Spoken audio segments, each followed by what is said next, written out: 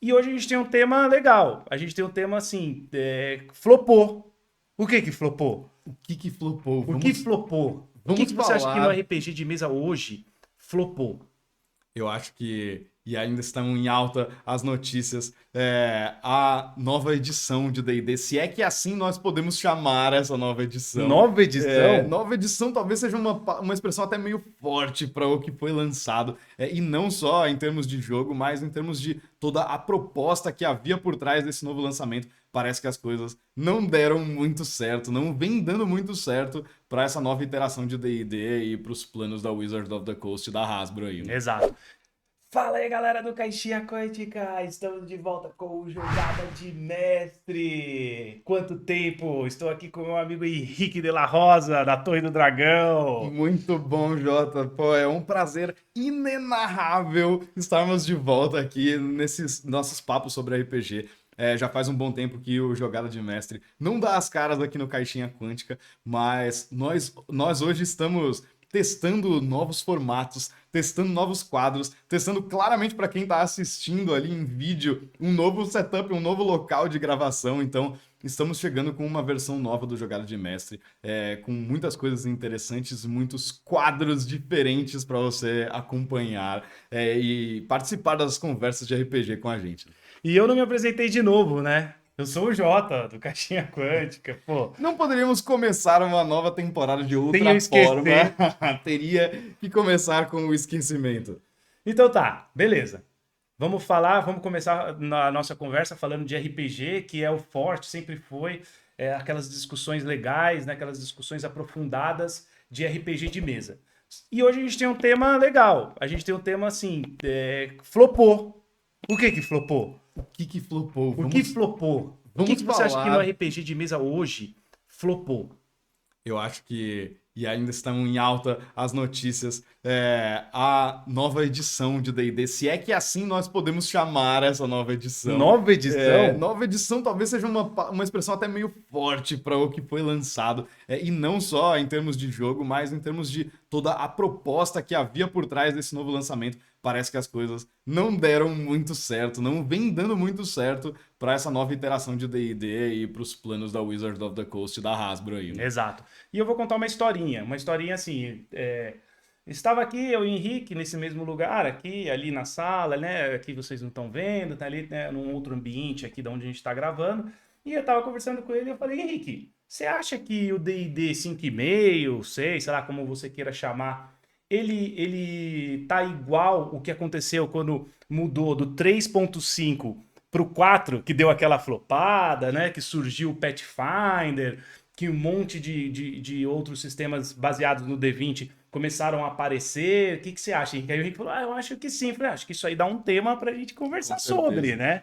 E foi daí que surgiu a ideia desse papo. Então, começando oficialmente o primeiro quadro do novo Jogada de Mestre, que é o quadro de notícias, quadro de news. Vamos falar aí sobre as novidades do mundo do RPG, começando com esse assunto. E o quadro de news é o primeiro assunto, flopou Dungeons and Dragons. Vamos lá, pessoal. Bom, pra mim, na minha visão, cara, eu acho que não, o jeito que isso aconteceu é opinião minha mesmo, tá, pessoal? Assim, a gente tá falando coisa que é opinião, nada que é imposição, como a gente sempre fala, a gente brinca, não tem jeito certo, jeito errado do RPG e tal. Mas, cara, se você para pra pensar, a gente tem ali um jogo que estava muito bem consolidado, né? Que da quarta edição para a quinta ele veio, ele fez um sucesso, ele trouxe o RPG até para o mainstream, né? Muitas coisas, muitas mídias falando de RPG de mesa, de Dungeons and Dragons, tal. E a gente falando, a gente sempre falava isso, a gente já tinha o programa, falava, será que agora o RPG vai ser conhecido pelo grande público? E foi conhecido. Muita gente hoje sabe de RPG. Ah, nunca joguei, quero jogar. Você joga, até tem. Eu me deparo muito com isso no meu dia a dia. Ah, você é mestre, você joga, legal pra caramba. E aí o D&D quinta é consolidadaço, assim, muito consolidado, independente de se você gosta ou não, mecânico ou não, não é disso que a gente tá falando aqui. E aí, de repente, cara, eles, depois de 10 anos, né, normal, assim, uma empresa querer mudar e querer inovar e renovar, e eles acoplaram um tanto de regras ali, melhoraram ali, vindo do Unhearted Arcana até, e de repente, cara, me parece que não fez tanta diferença assim, e que no, pra mim, no meu ver, Henrique, não sei sua opinião, você vai falar agora, pra mim não preciso, eu não sinto a necessidade de migrar para esse.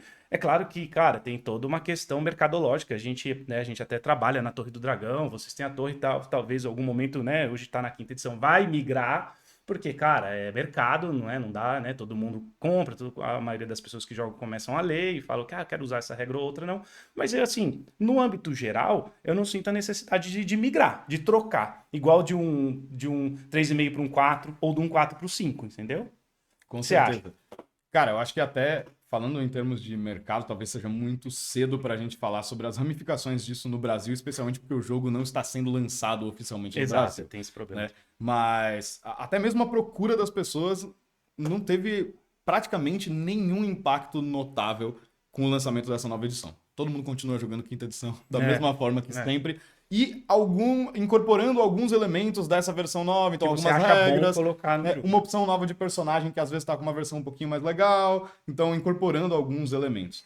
Mas eu acho que, mais do que em termos de jogo, vamos falar dos termos de jogo primeiro. O que eu acho, na verdade, é que houve pouca inovação.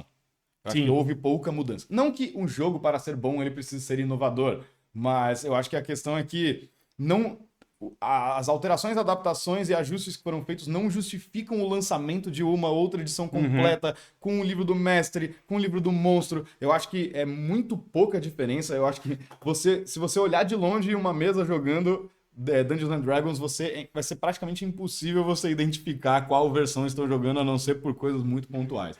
Então eu acho que, falando de jogo especificamente, tem essa questão de que houve pouca inovação, eu acho que coisas estruturais que poderiam ter sido mudadas já há muito tempo, eu acho que poderiam ter sido melhoradas, não foram melhoradas, e os ajustes foram todos muito sutis. Parece que eles só passaram realmente uma camada de tinta nova em cima de uma coisa ali. E vamos ganhar dinheiro em cima e ponto, né? Porque vai vender. E era uma grande promessa pro aniversário de 50 anos de Dungeons and Dragons, né? Então eu acho que realmente não foi bem sucedido em termos do jogo que foi entregue. Mas eu acho que tem muita coisa além disso também. Eu acho que toda a proposta deles por trás dessa edição não está dando certo, né? A gente pode falar um pouco aqui sobre a saída de pessoas muito importantes da Wizards of the Coast em tempos recentes, logo depois do lançamento dessa nova edição. Saída em massa de várias, né, pessoas importantes dentro da Wizards, né? E que agora eles podem falar, criticando até regras, né? Metendo o Mike Merle, ação bônus, né? Ruim. Eu acho que o NDA dele expirou porque ele apareceu em todos os podcasts que ele pôde, falando tudo que ele queria sobre D&D, que eu acho muito bom. Então, sim, o Mike Merle já tinha saído há anos, né? Mas a gente teve a saída do Jeremy Crawford, a saída do Chris Perkins. O Jeremy Crawford, se não me engano, está até se aposentando mesmo. Sim. Né? Depois de muitos anos de Wizards of the Coast. E, cara, eu acho que... E a gente teve as demissões em massa das pessoas que estavam trabalhando no projeto Sigil, que é o VTT. VTT, é isso. Isso era legal a gente falar também, que o VTT... Putz, mano, agora vai ter um VTT. Inclusive, a propaganda eu achava até meio tosca. A gente já falou disso, né? Sim. Que tinha várias pessoas jogando numa mesa com cada um com seu notebook. Meio esquisito. Caralho, você tá jogando RPG de mesa. Eu lembro de ter sido bastante crítico disso na época e eu continuo sendo. E aí, por exemplo, vou dar um exemplo meu, assim, uma coisa que eu tinha muita expectativa, eu sou um cara que gosta muito todo mundo sabe, de RPG old school, OSR, onde, por exemplo, eu vou falar um lance específico, onde a jornada conta, né? E eu lembro que eu falava com você, mano, quando sair essa 5,5, 6, sei lá, ela vai trazer regras diferentes para exploração, porque exploração é um pilar que realmente não existe no Dungeons & Dragons. Não é que é ruim. E continua não existindo. E continua não existindo, cara. Então eu falei, cara, por que faz um negócio que eles não arrumam um negócio? Eles sabem que é ruim, eles sabem que não existe. Tem vários vídeos no YouTube gringo falando, mano, esse negócio aqui não existe. Tem até um vídeo meu no Caixinha Quântica dando umas dicas de como melhorar, até porque eu jogo SR, ali conta, Hexagno, The One Ring, que tem uma puta de uma mecânica estruturada para exploração. E não tem, cara. Então esse é um ponto que eu tô falando, dentre vários, né? Sim. Que eles deveriam olhar e não ficar olhando para outras coisas mais mercadológicas para tentar vender. E aí acaba flopando, né? Porque você tenta buscar... Quando você pensa muito no caça-níquel do negócio... você perde a mão, né? Eu acho que isso é um ponto importante. O Mike Mearls vem falando uma coisa muito interessante, que é muito legal ver ele falando, porque é uma coisa que eu já conversei com diversas pessoas ao longo de anos, e é muito legal ver um cara lá de dentro falando que realmente ele acha que esse é o problema. Eu acho que o coração de tudo isso é que, com o crescimento, com a expansão gigantesca que a quinta edição teve, principalmente durante o período da pandemia, Sim. foi criada uma expectativa de venda e de faturamento que não comporta o tamanho do mercado do RPG, que é muito pequeno. É lógico que ele vem crescendo, mas é uma coisa muito pequena. Então, eles querem ser uma empresa bilionária, né? Eles querem ganhar bilhões de dólares com RPG de mesa, e, cara, esse é um mercado muito pequeno, né? Sim, muito nichado. E por conta dessa expansão muito grande, a liderança da marca Dungeons and Dragons foi assumida por pessoas que têm uma distância muito grande do produto final que eles estão vendendo. Sim. E ele fala muito isso, e eu concordo plenamente, que quando você bota lá uma pessoa que, cara, veio da Microsoft para liderar um RPG de mesa, ela não conhece o público, ela não conhece o jogo, ela não conhece o mercado, e isso acaba levando a decisões que não agradam o público, né? Então, em termos de regras, o jogo trouxe muito pouco. Né? Em termos, o VTT, que era a ideia deles de criar esse ecossistema digital, foi oficializado, vazaram e-mails e tudo, que eles realmente não encontraram a forma de monetizar isso da forma que eles queriam. Com microtransações, né? Que talvez eles quisessem colocar dentro do VTT, você comprar uma skin, você comprar uma arma. Então, eu acho que isso até vai existir, mas isso agora é só mais uma ferramenta que existe no D&D Beyond. Ali, já né? existia, né? E quando eles compraram, por exemplo, eu usei o D&D Beyond, D&D Beyond, comprando uma classe ou uma raça de algum livro ou outro que custava $2, eu lembro na época, agora não tem mais, eu tenho que comprar o livro inteiro. Você vê como que é a ganância, né? E e um negócio que começou errado, né? Porque teve toda a polêmica da OLG, né? Da licença, né? Então, cara, começou errado. Então, quando um negócio começa errado, ele vai errado. Desde lá, eles já estavam mostrando que eles estavam meio desconectados da realidade do mercado, do público e das demandas das pessoas. RPG de mesa mesmo. E, cara, a maior prova disso é que, pela primeira vez na história, provavelmente, Dungeons and Dragons está se tornando não o maior RPG do mundo. Sim. Enquanto o D&D está caindo, todos os outros estão crescendo. E isso é um momento único. É um momento histórico realmente fantástico. Você vê RPGs como o Cosmere, ou como Mothership, ou como Draw Steel da MCDM. Como o de Dragon 2.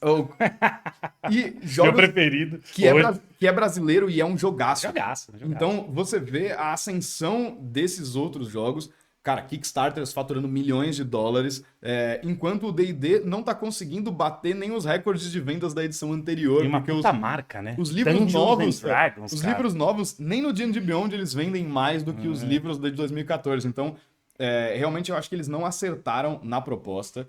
E eles estão certamente pagando caro por isso, porque o futuro de D&D eu acho que é muito incerto nesse momento. Eles miraram numa coisa que eles não conseguiram fazer, um objetivo que falhou, e agora? O futuro é completamente incerto. O que eles vão fazer com a marca Dungeons and Dragons a partir de agora? Quanto tempo eles vão insistir nessa nova edição, produzindo novos materiais? E é legal, e é curioso, e é legal acompanhar, né, gente? Com certeza. Então, eu acho que é uma coisa pra gente ficar muito ligado, porque D&D é sempre algo determinante pro mercado. Mas a gente tá num momento de mudança muito forte. E eu acho também, cara, que eles abrem muito precedente para concorrência, né? Tipo, o mercado, ele é feito hoje, né? Feito de concorrência para qualquer marca. Todas as marcas têm outras que concorrem, né? E concorrem entre si. E aí o D&D lá na quarta fez isso, né? Abriu um buraco onde nasceu o Pathfinder, né? E hoje o Pathfinder é super consolidado, tal. Claro, ele é muito mais nichado que o D&D. E, cara, e agora tá de novo. Abriu de novo e agora o mundo é muito mais conectado, tem muita mais tecnologia, internet, tá, pá. E tá saindo e surgindo muitos outros sistemas de RPGs que acaba, infelizmente, engolindo a maior marca de RPG do mundo, que é o Dungeons and Dragons. E infelizmente, por um lado, porque o D&D é um motor muito forte para esse mercado, mas muito felizmente por outro lado também, né? É muito legal você ver como esses jogos bem-sucedidos, eles estão conectados com o que as pessoas querem, eles conhecem o público. Cara, você vê o trabalho do Shadow Dark, né? O quanto o jogo tá bombando, porque a autora sabe o que ela tá fazendo, ela conhece o público, ela tem uma comunidade fortalecida. O Mothership também é um jogo que é super de nicho, horror espacial, mas que teve uma produção super bem sucedida, um produto de altíssima qualidade, porque são pessoas que fazem parte do mercado, elas conhecem o público, elas são o público. Então não tem esse distanciamento que tem do CEO da Wizards of the Coast pro cara que está fazendo o jogo. Muito longe, né? Muito então, longe. cara, o que fica aqui é conheça seu público, né? Você quer trabalhar? Sim, Conheça seu público. Você tem que fazer direcionado as coisas para o seu público. Dungeons and Dragons, eu sei que ele angaria novos jogadores, pessoas mais novas, mas ele tem toda uma comunidade. Cara, é isso. Né? Mas, cara, ao mesmo tempo eu acho que é um momento muito instigante, muito legal pra gente que tá envolvido profissionalmente nisso. Legal. O que vai acontecer agora? O que vai acontecer agora? Qual é o futuro? A gente fez um evento da Torre do Dragão que teve mesas de a mesa de Dagger Hearts bombou e esgotou em, 2 dias. Né? E nesse mesmo evento tinha outros jogos nacionais, tinha Império de Jade, que, cara, lotou rápido, Tormenta bombando. Então, a gente tá fazendo eventos novos agora com outros jogos nacionais também. E, cara, as pessoas estão procurando. Então, é legal ver, não só no Brasil, mas no mundo, que o mercado tá virando de ponta cabeça e eu anseio pelo que vem pela frente. Eu porque também.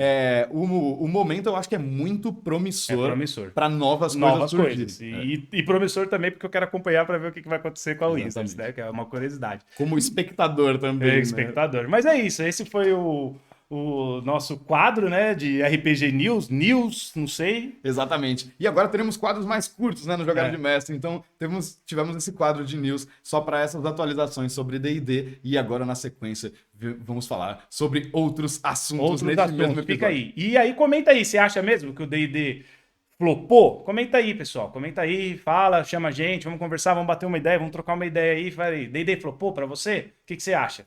Beleza? Valeu, esse foi o RPG News. Muito bem, então chegamos em mais um quadro do Jogada de Mestre. Como a gente comentou, agora o programa vai ser dividido em vários segmentos mais curtos sobre diversos assuntos no mundo do RPG. E esse quadro é o... Dicas de Mestre? Dica de Mestre, exatamente. Muito bom. Nós ainda estamos nos acostumando também com os nomes dos quadros e com as temáticas de cada um deles. Mas, basicamente, a ideia é que nesse segmento do programa a gente fale dicas mais voltadas para o mestre, que é uma coisa que a gente já vem fazendo há muito tempo no Jogada de Mestre, mas a gente vai ter um quadro específico para isso agora, para falar assuntos para o mestre de RPG. Que é só o que a gente fazia, né? Chamava Jogada de Mestre. Exatamente. E a gente falava de dicas para mestre. Mas agora a gente vai falar outras coisas, né? E coisas voltadas para os jogadores também, notícias como vocês já ouviram no episódio de hoje e muitos outros temas. Temos vários outros quadros para apresentar para vocês. E qual que é o tema do nosso Dica de Mestre de hoje, Jota? Polêmico. Tem um dos lados que eu acho uma merda. Tem um dos lados que eu acho uma merda e o outro é bom. Qual deles? Esse foi o corte, né? Esse foi o corte. Sei, dá o corte agora. Não, Muito brincadeira, pessoal. É assim, teatro da mente versus usar grid, né? É aquela velha discussão, que é uma discussão muito recorrente no RPG, mas a gente tá aqui, a gente quer falar, né? Então vamos falar sobre isso, né? Então, assim, é uma discussão legal, é uma discussão que dentro de um âmbito tem que ficar saudável, né? Na verdade, não é uma briga de um contra o outro. Não, claro que não. É um ringue, né? Estamos lutando um contra o outro. E a gente sempre insiste nisso e continuamos a insistir nisso no JDM, porque nada aqui não tem certo e errado. A gente está discutindo possibilidades. Tem um jeito certo de jogar RPG. Qual é o jeito certo de jogar RPG? Muito bom. É o meu jeito. É o meu jeito. É o que todo mundo acha. O meu jeito é o jeito certo de jogar RPG. Mas é isso. O importante é que a gente promova uma discussão saudável e que dê ideias e faça você refletir sobre as suas mesas de RPG e o que você pode aproveitar dessa discussão toda. Então vamos começar assim. Henrique, seguinte. Tem jogos que eles fomentam muito você não usar o grid, né? Você não usar a miniatura. A gente mesmo está jogando aqui, né? Não pela Torre do Dragão, estamos jogando entre amigos aqui, inclusive com o Lucas, né, da Balde Galáctico, da editora Balde Galáctico. Balde Galáctico, com jogos sensacionais aí, novidades. Mas assim, a gente está jogando Lost, a gente está jogando um RPG de série na ilha de Lost, né? A gente está jogando ali a história e tal, uma outra história, lógico, que é um RPG. Mas ali é um estilo de jogo que não cabe miniatura, por exemplo, né? E tem outros jogos que cabem miniatura. eu, particularmente, gosto muito de mexer no bonequinho, de andar ali no quadradinho, de ter um grid, de ter um cenário, né? Eu gosto, né? Eu até construo cenários, a gente tem. E então, assim, depende, né? Então, o que que você acha, Henrique, por exemplo, Lost? Lost não cabe, o que a gente tá jogando, né? Não cabe, né? Inclusive, o sistema que a gente está usando, que é o Prime Time Adventures, terceira edição, mas poderia ser qualquer uma das edições do Prime Time. Ele é um simulador de série de TV, então Nossa, ele realmente não tem a proposta de ter combate tático. Você tem combates, você tem cenas de ação, você pode ter perseguições, você pode ter qualquer tipo de lutas, cena, etc, né? qualquer tipo de cena que você teria numa série de TV, né? Mas a proposta dele não é fazer isso de forma tática, né? Ele tem um esquema de resolução usando cartas e tudo mais. Então, eu acho que a grande resposta é o depende, né? Exato. É o depende. Mas a gente tá falando aqui do Prime Time, mas exatamente atrás da cabeça do Jota, pra quem tá assistindo o programa no vídeo, isso são livros de Starfinder, esses carinhas aqui. Que é um jogo extremamente tático. E aqui em cima tá a quinta edição também, né? Que também tem os livros de D&D. Nossa, mas você falou de um jeito tão... eu não sei. Ah, eu tenho. Não sei se eu me orgulho de dar dinheiro pra Wizards of the Coast mais, mas isso foi no passado. Eles não verão mais a cor do meu dinheiro. Mas... Então, o que eu tô querendo exemplificar com isso é que a gente tá jogando Prime Time, né? A mesa que eu tô mestrando pro pessoal aqui em casa. Mas eu também sou super fã de jogos táticos, né? Exato. Mestrei a campanha de 2 anos e meio de Starfinder e, cara, eu adoro, assim, eu gosto de usar o grid de batalha, eu gosto da influência que o terreno e o ambiente têm dentro de um encontro, né, de você ter áreas de medidas e o que seus poderes fazem exatamente. Então, esse jogo mais mecânico, mais tático, me agrada muito, eu me divirto muitíssimo com isso, né? Eu acho que isso, uma parte importante dessa discussão é que esse tipo de jogo não anula o roleplay. Não, de jeito nenhum. Isso é importante. Alguma. Parece às vezes existir um certo discurso de que o tático anula o roleplay, quando na verdade eu acho que tudo é roleplay.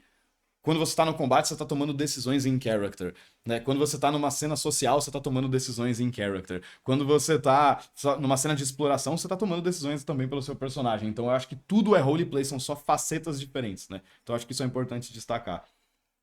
Mas tem jogos nos quais a gente não vai precisar de todas essas ferramentas, ou até nem é recomendado que a gente use. Então eu acho que a grande resposta é o depende. Mas talvez essa não seja uma resposta que ajude muito você que está ouvindo. Então a gente pode discutir um pouco mais sobre o assunto.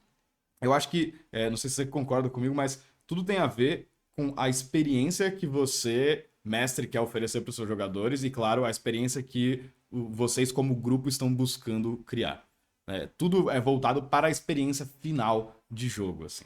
Então, eu acho que essa é uma decisão crucial que tem que ser tomada, como isso vai funcionar, se vai ser mais tático, não vai, que jogo a gente vai usar, mas tem que ser um consenso do grupo de acordo com o que a gente está procurando com essa campanha, né? O que está buscando, né? O que você está buscando nesse jogo? O que você quer agora para se divertir com seus amigos, né? A parafernália toda, entre aspas, da miniatura, né? Do grid, do cenário, ele também ajuda se você está buscando isso, né? Você está buscando, por exemplo, eu já falei aqui várias vezes, né? Do Old Dragon 2, é a propaganda a rodo do Old Dragon 2, né? Merece. Eles Jogo nacional, mandam, muito bom. Buró, obrigado. Eles sempre me mandam uns livros, né? Eu sempre faço reviews dos livros, é muito importante essa parada. Então, assim, como eu falo, eu não tô fazendo uma propaganda porque é um produto que eu gosto. Acaba sendo um elogio em vez de propaganda. Mas é um tipo de jogo que você tem um mapa e hexágonos, né? Principalmente ali no mundo de Valance, onde eu tô jogando.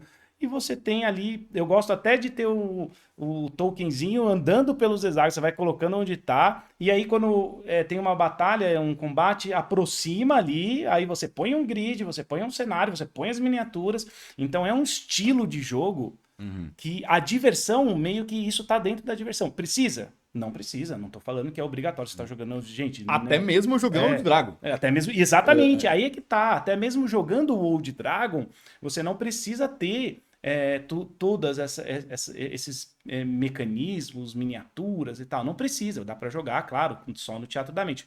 O bom do Teatro da Mente é que ele democratiza. É importante isso também, né? Todo mundo pode jogar um RPG. porque bate naquele negócio da barreira de entrada, né? Ah, então para jogar RPG eu preciso ter isso, eu preciso ter a miniatura, eu preciso ter o dado, Não, eu e não preciso só ter o isso, eu cenário. preciso entender os conceitos táticos que esse jogo me demanda para eu poder jogar, né? Obviamente, um jogo que é mais tático, ele tende a ser mais complexo, ele tende a ter mais regras, mais matemática, né? Mais coisas para você pensar e gerenciar na sua cabeça enquanto você está jogando ou mestrando. Então, é isso, a gente sempre volta para qual é a experiência que a gente quer proporcionar. E acho que tem alguns aspectos, outras comparações interessantes que a gente pode fazer.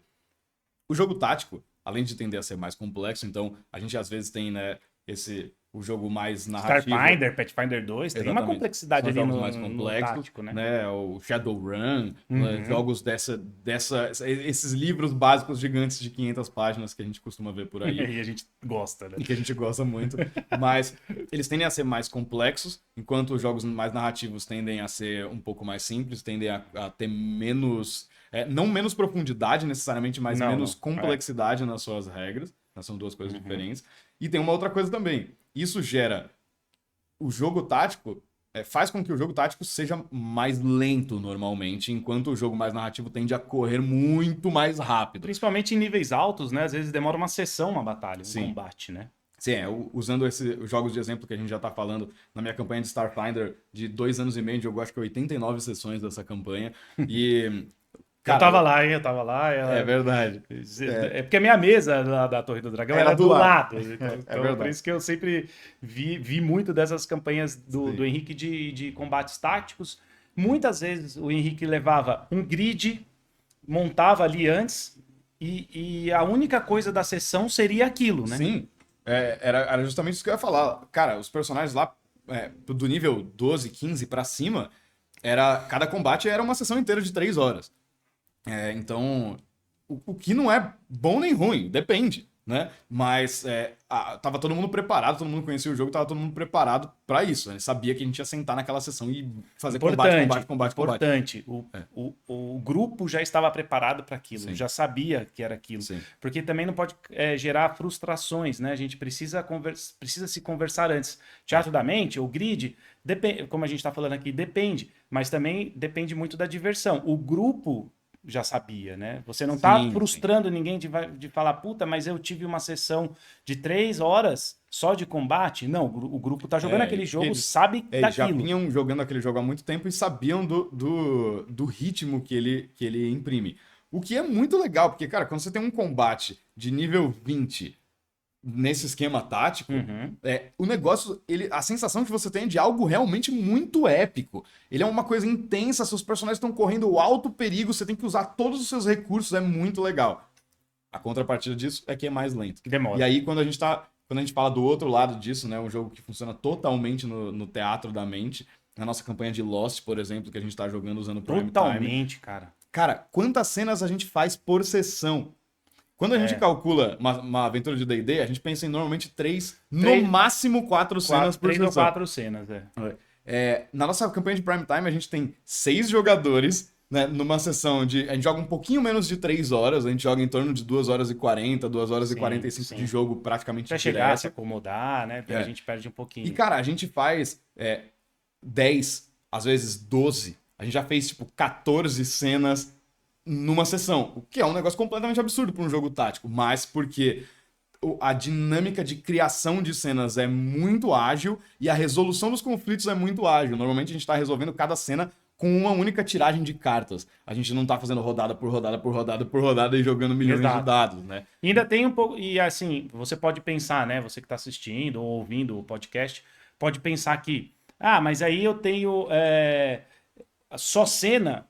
E eu não tenho uma gamificação no negócio, eu não tô jogando um jogo, eu tô praticando um estilo de teatro, uma atividade teatral. De interpretação. Não, cara muito tem as rolagens, entre aspas, né? Não é dado, mas tem as puxadas de carta para resolver cenas. A gente às vezes não sabe como uma cena vai se resolver, né? E isso E tem um aspecto estratégico e um aspecto tático nesses jogos também. Né? Vocês sabem que vocês têm que recompensar os jogadores Você tem que recompensar uns aos outros com fan mail, que é um recurso do jogo, para que vocês possam comprar cartas uns para os outros, para que vocês Se possam incluir na cena. se incluir na cena, para que vocês possam criar elementos na cena de uma outra pessoa. Então, existe gerenciamento de recursos, não existem perícias, mas existe qual é a sua base de tiragem de cartas de acordo com o nível de protagonismo do seu personagem. Então, existem regras que têm que ser seguidas, existem estratégias que têm que ser montadas, você tem que saber utilizar as mecânicas do jogo, a gente só não tá mexendo miniaturas e contando quadrados, e isso torna o jogo mais ágil.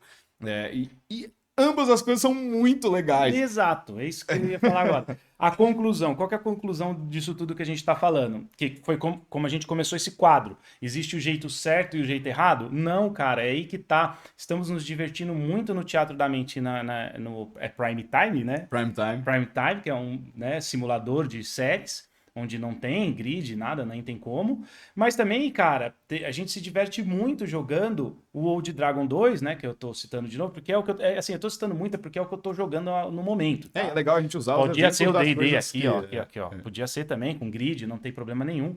Que também é muito divertido, né? Divertido demais, né? Então, aí é que tá. Qual que é a conclusão disso tudo, né? Que a gente chega no depende, que a gente tanto tá falando, né? Eu acho que a grande conclusão você mestre, já que esse quadro é pro mestre, você mestre, mas o seu grupo também, né? Como um todo, tem que saber o que vocês querem. Basicamente é isso. Vocês querem um jogo metódico, tático, calculista, matemático. Não dá pra fazer Copa sem hospital, cara. Você tem que escolher o que você quer. Por essa frase eu não esperava nesse momento. Você quer Copa ou você quer hospital? Muito bom. Muito bom. Vamos posicionar o pessoal que não sabe. Eu sei. Aqui, né? Porque senão pensa que eu sou louco, né? Sei. Foi uma frase do Ronaldinho na época da Copa do Brasil, tá? Só na Copa no Brasil. Só pra posicionar a gente, porque senão Claro. quem ouve pensa que eu sou louco. Muito bom, não esperava ouvir essa frase nesse momento. Sensacional. Mas é isso, eu acho que o importante é estar claro para todo mundo qual é a proposta, né? O que o grupo quer, né? Qual é a campanha que você, mestre, quer mestrar. Se você está mestrando para os seus amigos, se você é um mestre profissional, qual é a campanha que você está querendo oferecer para as pessoas que estão contratando o seu serviço, né? Então, eu acho que é tudo isso. E a gente entra num papo de sessão zero, que a gente vai discutir em outros episódios também, mas eu acho que é você entender o que você quer e, acima de tudo, é pensar na experiência na mesa. Como você quer que seja o seu jogo na hora que tá todo mundo sentado na mesa e jogando, não na hora que você tá fazendo a sua prep, não na hora que você tá pensando no seu combate, olhando o stat block do monstro, mas na hora que tá todo mundo sentado e jogando. Qual é a experiência que vocês querem ter?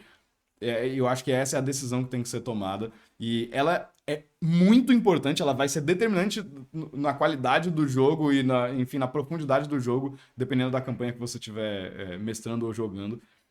Mas ela tem que ser discutida e tem que ser uma coisa que tá todo mundo na mesma página. Beleza, é isso aí. E esse aí foi o nosso Dica de Mestre, né? Esse quadro, né, que a gente está fazendo aqui para dar as dicas para os mestres. E diz aí, o que você acha? Você prefere Teatro da Mente? Você prefere grid? O que você acha? Algum momento você prefere o Teatro da Mente? Outro momento você prefere grid? Ou você acha que nunca tem que usar o Teatro da Mente, como eu? Corta. Ou você faz como eu e faz ambas as coisas o tempo todo em todas as suas campanhas. Valeu, galera! Muito bom. Vou aproveitar que a gente tá gravando antes de cortar, aí você vai pro corte. Falou da campanha de Lost. Pode botar isso aqui, ó. Esse é só pra quem tá vendo no vídeo. Esse é só do vídeo, hein? A brincadeira é séria mesmo. Esse livro é muito bom! Zé Pedro tá aqui. Isso aqui... Enciclopédia do Lost. A voz do além é do mestre Zé Pedro, né? Um dos mestres da Torre do Dragão. Segue lá, mestre Zé Pedro no Instagram. Valeu, pessoal! Mais um quadro do Jogada de Mestre agora. Não seja um jogador merda.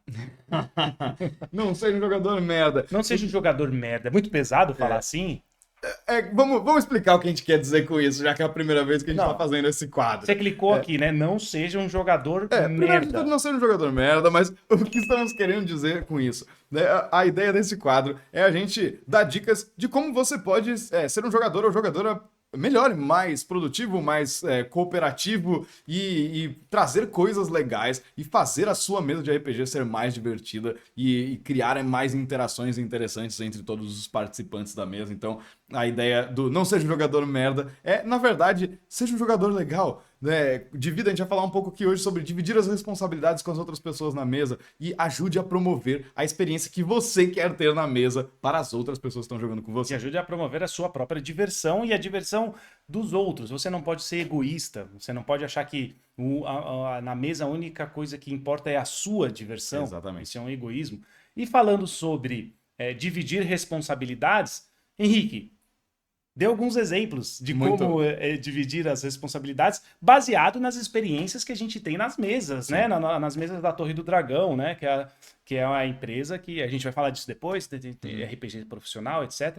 Mas é a empresa, né, do Henrique e da Juliana, que eles promovem mesas profissionais de RPG. E ali a gente aprende muito, e ali a gente tem muita experiência. Então, por isso que gerou-se esse quadro, né, Henrique? Exatamente. Vai lá. Exatamente. Então, como a gente comentou aqui, a nossa ideia hoje é falar sobre dividir as responsabilidades na mesa de RPG. O que a gente está querendo dizer com isso, né? Vamos explicar um pouquinho melhor. A ideia, a mensagem a ser passada aqui é que nenhuma pessoa individualmente é responsável pela diversão de todo mundo na mesa. E que quando as diferentes responsabilidades e necessidades da mesa são compartilhadas e são divididas, não só entre os jogadores, mas entre os jogadores e o mestre também, dividir todas as necessidades ali da mesa, vai tornar a experiência melhor para todo mundo. E eu queria começar a inaugurar esse quadro aqui dando um exemplo de uma coisa muito legal. Obviamente, nós estamos falando de mesas que nós mestramos ou pessoalmente ou profissionalmente. Nós não vamos citar nomes, nós não vamos expor ninguém. Ou podemos mudar os nomes. Podemos mudar os nomes, mas vamos usar exemplos de coisas legais e às vezes de coisas não tão legais que acontecem na nossa experiência aí como mestres. Então, o exemplo que eu queria dar aqui hoje é sobre dividir a responsabilidade de registrar o que acontece durante as sessões. Então, a gente sabe que é muito comum num grupo de RPG ter aquela pessoa que é o anotador, né? Eu sei porque eu sou o anotador nas minhas mesas. Mas você é o mestre, né? Não, quando eu tô jogando. Quando você é jogador. Sim, quando eu tô jogando, eu sou o anotador. Então, e é muito comum, a gente percebe que existe este perfil de jogador, a pessoa que gosta de fazer os registros. Às vezes a pessoa tá literalmente anotando, às vezes ela tá até gravando um áudio, ela vai escutar depois, né? Tem várias formas de fazer esse registro. E a gente sabe o quanto isso faz diferença, o quanto isso impacta na diversão das pessoas e o quanto isso impacta na fluidez da sessão, porque você tem acesso rápido às informações e tá todo mundo ligado no que está acontecendo entre uma sessão e outra, todo mundo lembra das coisas e tal. Então, o registro realmente é muito importante. Mas, muitas vezes, essa responsabilidade acaba ficando na mão dessa única pessoa. Sempre. Que é esse anotador. Então, muitas vezes, as pessoas, acontece às vezes de grupos sentarem na mesa e olharem pra cara daquela pessoa, tipo, esperando ela fazer o recap, ela lembrar o que tá acontecendo na campanha. O que aconteceu na outra sessão há um mês atrás? Exatamente. Ou uma semana, ou 15 dias, às vezes, né? Mas o que acontece é que espera-se que aquela pessoa esteja ligada no que está acontecendo e que ela dê suporte para todos os outros. E é muito legal que ela faça isso, mas não é justo que só ela faça isso. Exato. Então, acho que esse é o recado desse quadro de hoje.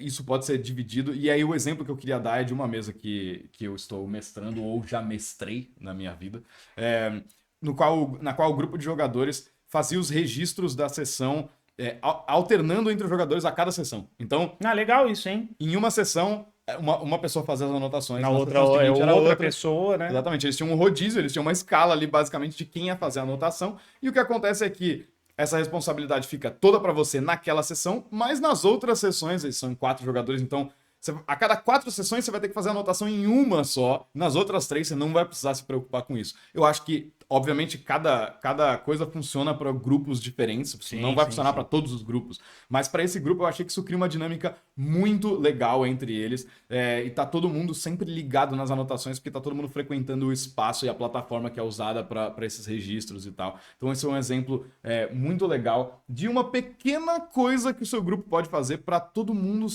para ninguém ficar sobrecarregado e todo mundo conseguir aproveitar nas mesmas proporções o que tá acontecendo, né? Então, quando a gente fala de não seja jogador merda, pessoal, é uma brincadeirinha que a gente tá fazendo aqui, lógico, né?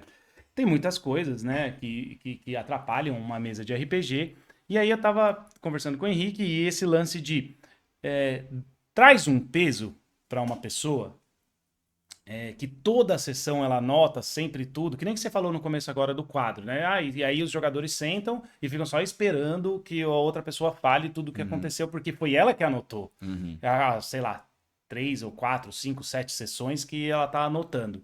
E você tá dizendo que tem uma outra mesa sua que cada sessão um jogador anota e assim divide a responsabilidade. E é isso que a gente está falando, né? De divisão de responsabilidades. Não só do anotar, né? Mas de uma responsabilidade de um modo geral, né? E você falou uma coisa que eu acho muito importante a gente expandir, que é cria-se um peso para essa pessoa. E às vezes esse peso, ela está carregando sozinha por necessidade, não porque ela quer. Né? Porque tem uma coisa, normalmente a pessoa que anota e que faz os registros é uma pessoa que gosta de fazer isso. Ela faz isso porque faz parte do processo de jogar RPG para ela. Mas às vezes ela tá fazendo aquilo sozinha porque ela sabe que aquilo é importante e ela sabe que ninguém mais na mesa vai fazer. Então isso acaba sendo uma sacanagem com aquela pessoa que tá preocupada com isso. Sim. Enquanto se isso for dividido, é tão leve para todo mundo se cada um fizer um pouquinho. Né? A gente tem uma outra campanha na qual a gente não tem o hábito de fazer muitos registros durante a sessão, mas a gente sempre tem o hábito de fazer os registros logo após a sessão. Então a gente fazer porque uma aí anotação. Tá fresco na mente, né? Exatamente. E você faz o registro. Inclusive a gente usa uma planilha no Google Sheets, né? Mas poderia ser uma planilha de Excel, mas poderia ser em qualquer outra plataforma. Não fala Google, cara. Não, é uma planilha num software muito, muito famoso.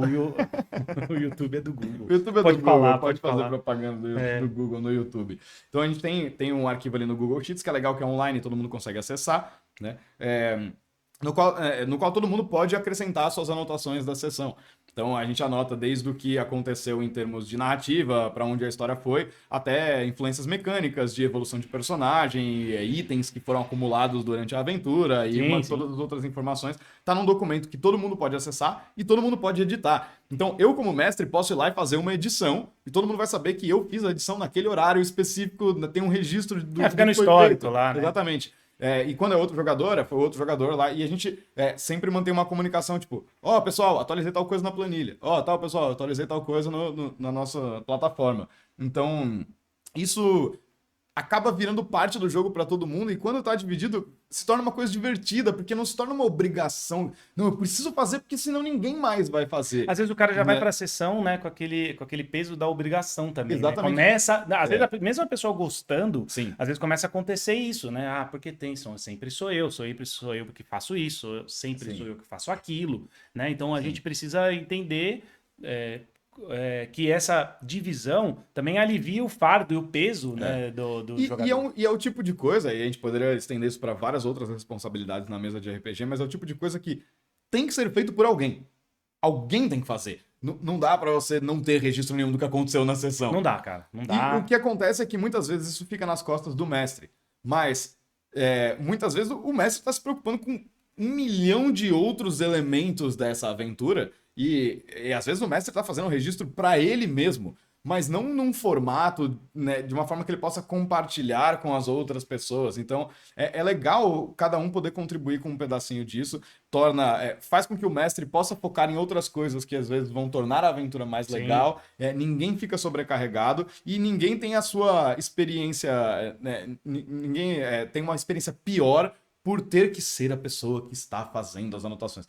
De novo, vou ser eu que vou ter que fazer. Então, às vezes, a pessoa parece que tá de boa fazendo isso, mas ela só tá fazendo por obrigação. E, você estender uma mão e falar, você quer que eu faça o recap dessa vez? Ou você quer que eu faça o registro da sessão dessa vez? Cara, às vezes você vai sentir a tonelada que saiu das costas dessa pessoa. Assim. Então, uma coisa tão pequena, né? É porque muitas vezes a mesa ela é feita de pessoas, assim, pelo menos no caso né, do RPG profissional, a mesa é feita de pessoas que não se conhecem. Muitas vezes. E elas se começam... A maior parte das vezes. E aí é a mesa que a gente chama de mesa aberta, né? Que as pessoas vêm e tal. e aí uma pessoa já assume aquilo, e aí a mesa tá se conhecendo ainda, os jogadores ainda estão se conhecendo, e aí fica nas costas daquele único jogador porque ele fez a primeira vez, né? Às vezes alguém, o resto do grupo começa a se apoiar naquela pessoa. Exato. Isso é um E aí a problema. gente tem as mesas fechadas também, que já é diferente, porque aí também tem a mesa fechada, já são amigos que Sim, já você se já se conhecem. conhece. Mas mesmo assim também, né, Henrique? Mesmo assim tem que Sim. ter uma divisão de responsabilidades dentro da mesa de jogo, né? Sim. E aqui a gente está falando sobre registro da sessão, mas a gente poderia estender essa lógica para diversas outras coisas, né? Então, saber o funcionamento das regras, saber o funcionamento das habilidades dos seus personagens, saber, né? Vou dar um exemplo de jogos que teriam outras coisas ainda. Eu estou mencionando uma campanha de Blades in the Dark. Então, saber as habilidades do bando, da gangue. A gangue, como uma unidade, tem habilidades especiais, tem recursos especiais, tem coisas que eles podem que eles não podem fazer, tem o nível, a categoria ali que o jogo chama de onde o bando tá agora. Então, dividir a carga mental de ter Sim. que armazenar e processar todas essas informações é muito legal. Então, quando você sabe as regras do seu personagem, você alivia a experiência de todo mundo. Quando você sabe, se é a campanha de Blades, né? Você sabe o que o seu bando tem, você sabe o nível, você sabe os recursos que o seu bando tem, você alivia a carga cognitiva de todo mundo. Então, eu acho que às vezes é uma coisa muito pequena que você vai fazer cara, você vai melhorar a experiência de todo mundo, 100% das pessoas que estão na mesa, assim. Isso dá para se estender realmente para diversas coisas diferentes. E, cara, até coisas minúsculas, tipo, a pessoa sabe onde está o link da plataforma que a gente usa, né? Então, às vezes tem aquele jogador que toda semana, ele joga toda semana e toda semana ele pergunta: "Ô, qual é o link mesmo?" Tipo, pô, cara, tá na descrição do grupo, ou tá em tal lugar, todo mundo sabe que tá em tal lugar, tá na mensagem fixada, né? Então, às vezes, prestar um pouquinho de atenção e um nível de dedicação um pouquinho maior vai, cara, fazer sua mesa brilhar como você nunca É imaginou. o famoso leia. Leia. Famoso leia. É curioso o quanto num hobby no qual as regras são livros, enormes, muitas vezes. Não, cara, sério, RPG você tem que ler. Era disso que eu ia falar. É curioso o quanto Você tem que ler. a preguiça Você de tem que ler muitas vezes atrapalha o andamento de um grupo, né? Cara, leitura é uma parte que você não consegue desassociar do RPG. Você precisa ler pra Não, você jogar, tem que não ler. tem como, Não dá cara. pra chegar assim, você leu, dá pra eu ver um vídeo aí com as regras? Dá, lógico que dá. Hoje em Ah, dia claro. tem lá. Você vem entrar no YouTube mesmo, né, aqui, e você põe lá regras de D&D, regras de Blades in the Sim, Dark, regras de Old Dragon. Você tem as sim. regras. Mas você tem que ler, cara. E, Olha cara, aqui, isso. olha, não, olha essa estante E aqui, ó. é a mesma coisa que a gente estava falando sobre outras responsabilidades. Não é você pegar e devorar todos os livros e saber tudo. Não é esperado que ninguém faça isso, nem mesmo o mestre. Não é esperado que o mestre saiba tudo o tempo Não, todo. lógico que não. Agora, se você souber um pouquinho e outra pessoa sabe mais um pouquinho, outra pessoa sabe mais um pouquinho, no todo da mesa, a fluidez da sessão acontece, entendeu? Porque às vezes sempre a mesa fica em cima, nas costas daquele jogador que a mesa sabe que ele leu o livro e que sabe tudo de regra. É, E aí, às vezes até pergunta para aquele jogador. sim. E isso também atrapalha um pouco a mesa, porque e tô falando isso de experiência própria, porque acontece comigo também nas algumas mesas da Torre do Dragão. Sempre na mesa tem um jogador, claro, que gosta mais, que lê mais, que tá ali sabendo todas as regras, às vezes até mais que o mestre, cara. Sim. E aí você chega lá e as pessoas para e pergunta pra quê? Aí parou e fica perguntando pra aquele cara, Aham. entendeu? Então, o dividir que a gente tá falando não é que você tem que saber um livro desse aqui de cabo a rabo, né? Você tem que dividir a responsabilidade. Que nem o Henrique tá falando, cada um sabe um pouquinho da coisa e aí flui melhor, né? Eu acho que a palavra-chave para isso é autonomia.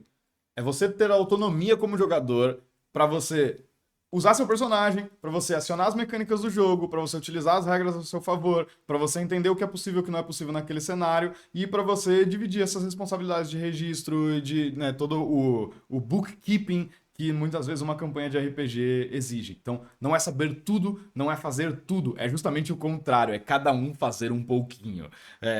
Cara, isso é uma Exatamente. filosofia cooperativa que, cara, a gente tá jogando um jogo cooperativo, né? A gente tem que pensar em cooperação, acho que em todos os níveis né, do processo de jogar uma mesa de É o RPG. único jogo que você pode jogar no espaço, Exatamente. porque senão fica todo mundo. Imagina você jogar FIFA no espaço, Pois é. ali no enclausurado.